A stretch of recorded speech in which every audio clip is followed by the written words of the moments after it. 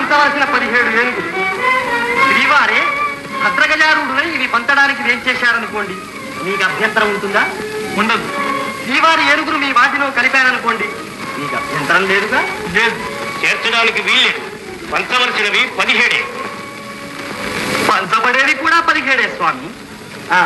ఇప్పుడు వెరసి ఏనుగులన్నీ 17 కాదు, 18. అవునవును, 18. ఇందులో పెద్దవాడి సగపాలు 9 కదూ? అవును.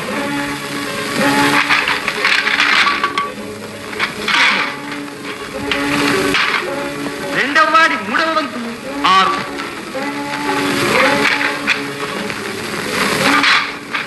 మూడవ వాడి పాలు 2. ఇక మిగిలింది శ్రీవారి ఏనుగు. ఇది వారి పాలు.